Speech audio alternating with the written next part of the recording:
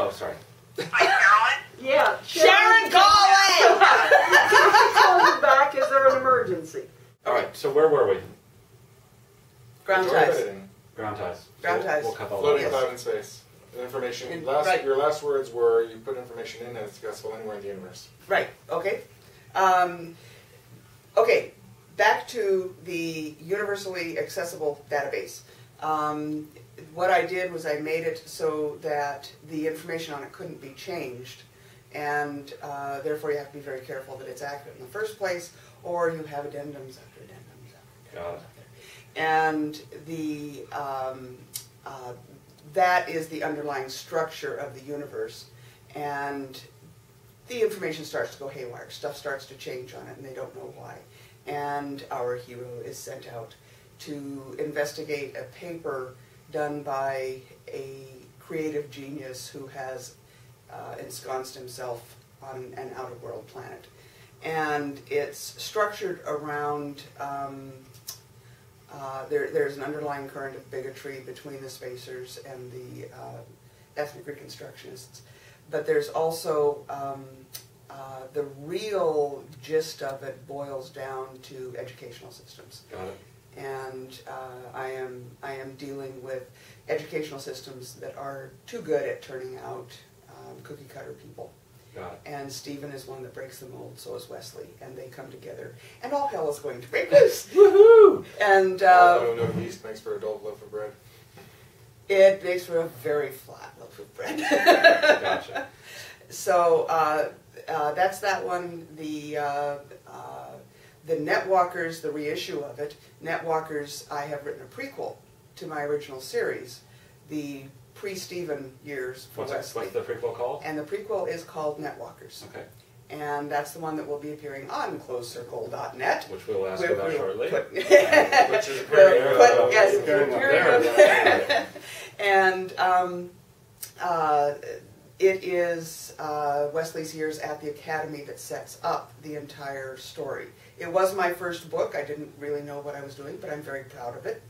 The first trilogy, I mean the first 3 books. And I went back and wrote a prequel, and after I was done writing the prequel, which ended up being the best book I've ever written, and really did not change those subsequent books, other than to give us additional information about Wesley's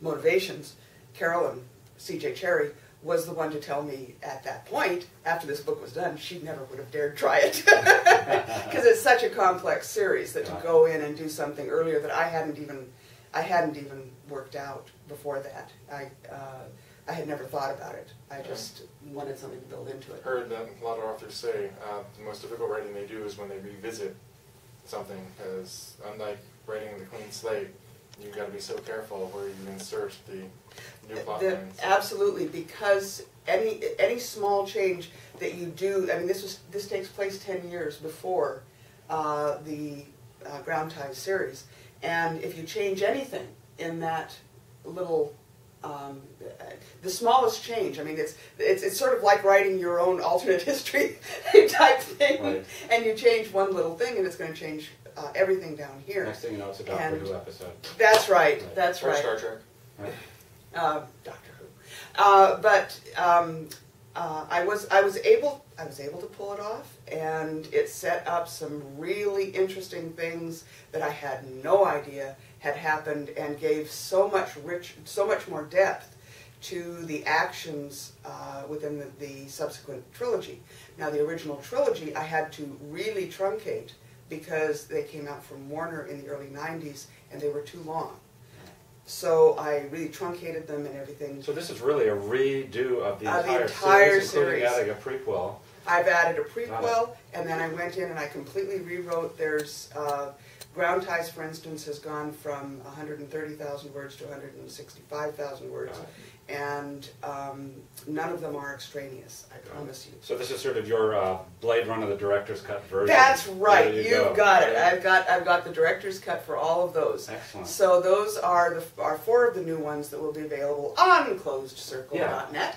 And well, let me talk about that. That's a good right. segue. So what is closedcircle.net? You've been talking about it. Alrighty. Closedcircle.net is CJ Cherry, Lynn Abbey, and myself.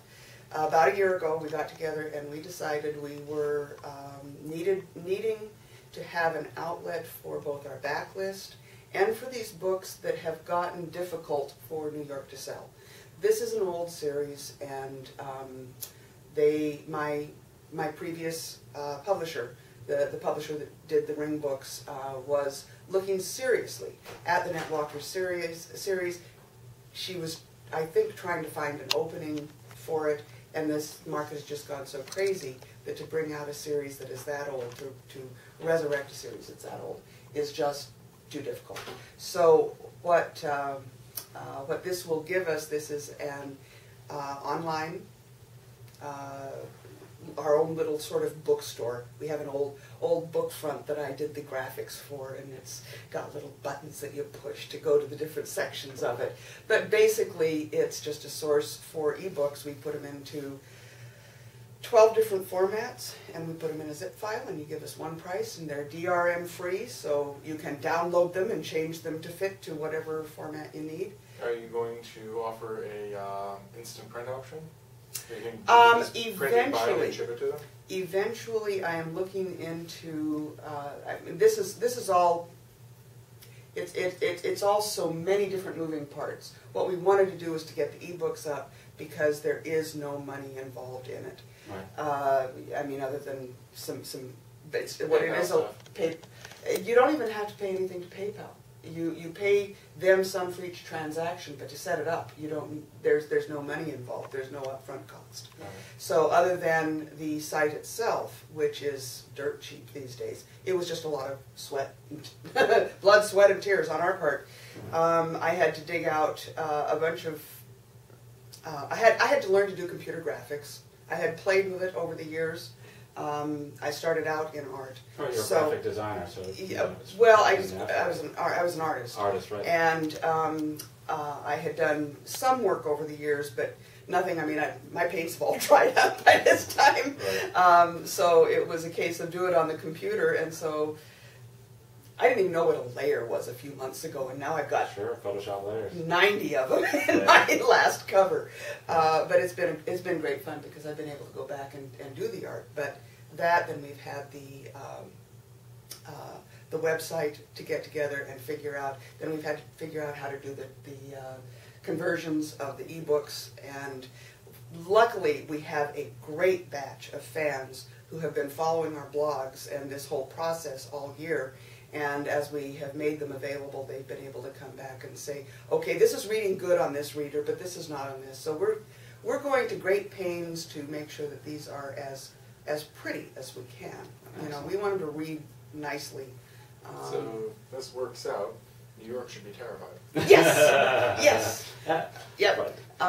And we are Book Cafe, Bookview Cafe.